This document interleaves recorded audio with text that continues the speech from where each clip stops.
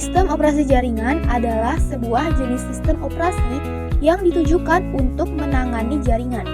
Umumnya, sistem operasi ini terdiri atas banyak layanan atau servis yang ditujukan untuk melayani pengguna, seperti layanan berbagi berkas, layanan berbagi alat pencetak, DNS service, HTTP service, dan lain sebagainya. Sistem operasi jaringan atau sistem operasi komputer yang dipakai sebagai peladen dalam jaringan komputer hampir mirip dengan sistem operasi komputer standalone. Letak perbedaannya hanya pada sistem operasi jaringan karena salah satu komputer harus bertindak sebagai server bagi komputer lainnya. Selain sebagai pengelola sumber daya dirinya, sistem operasi dalam jaringan juga berfungsi untuk mengelola sumber daya komputer lain yang terhubung dalam jaringan. Instalasi mencakup dua hal, yaitu instalasi perangkat keras dan perangkat lunak.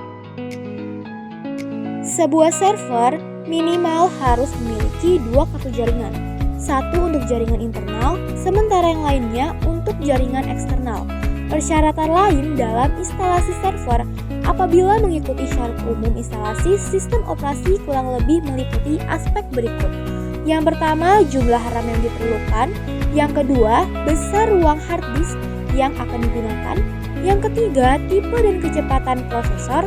Dan yang keempat, resolusi video atau layar diperlukan untuk sistem operasi JUI. Memiliki pusat kendali sumber daya jaringan, memiliki akses aman ke sebuah jaringan, mengizinkan remote user untuk dapat terkoneksi ke suatu jaringan, mengizinkan user untuk dapat terkoneksi ke jaringan lainnya, melakukan backup data, dan memastikan data tersebut tersedia untuk jangka waktu tertentu.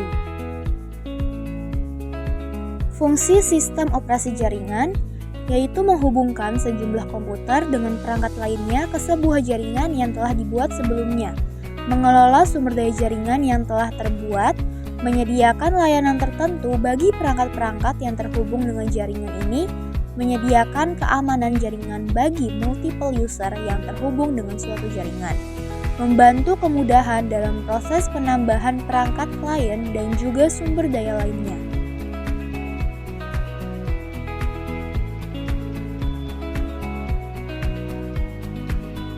GUI atau Graphical User Interface. Sistem operasi jaringan berbasis grafis sesuai dengan namanya, menggunakan tampilan gambar atau grafis untuk memudahkan proses konfigurasi atau penggunaan sistem operasi jaringan ini. Para pengguna tidak diperlukan untuk menghafal sintaks-sintaks atau perintah bahasa pemrograman tertentu yang biasa digunakan pada sistem operasi jaringan seperti yang ditemukan pada sistem operasi jaringan berbasis teks. Kelebihannya yaitu desain grafis yang lebih menarik, mudah digunakan, menarik minat pengguna, berinteraksi dengan komputer secara lebih baik, resolusi gambar yang tinggi.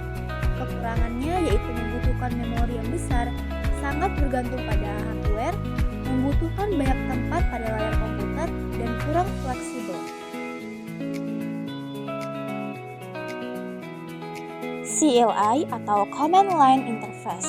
Command Line Interface atau disingkat menjadi CLI adalah program antarmuka berbasis teks yang dipakai untuk memberikan instruksi atau perintah ke perangkat komputer. Program ini memberikan sejumlah manfaat terutama dalam mempercepat pengoperasian, scripting, dan akses yang lebih fleksibel terhadap aplikasi atau sistem operasi.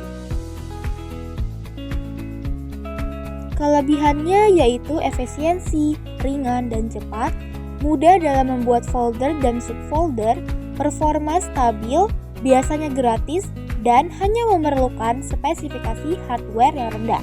Kekurangannya yaitu bagi pengguna awam terkesan tidak menarik dan sangat membosankan. Harus menghafal atau mengerti berbagai kode baris dan perintah, dan salah perintah bisa fatal. Perbedaan open source dan closed source. Open source adalah perangkat lunak yang sumber kodenya bersifat terbuka dan dapat diakses secara publik. Jenis perangkat lunak tersebut menggunakan kode yang tersedia secara bebas di internet. kode program jenis software ini dapat dimodifikasi oleh pengguna dan organisasi lain. Sementara closed source adalah perangkat lunak yang mengacu pada sumber kode yang tertutup dan kode tersebut tidak dibagikan ke publik. Kode perangkat lunak jenis ini dilindungi dan tidak dapat diubah kecuali organisasi atau individu yang membuatnya. Biasanya, harga dari kode program closed source cukup mahal dan pengembang harus memiliki lisensi yang valid.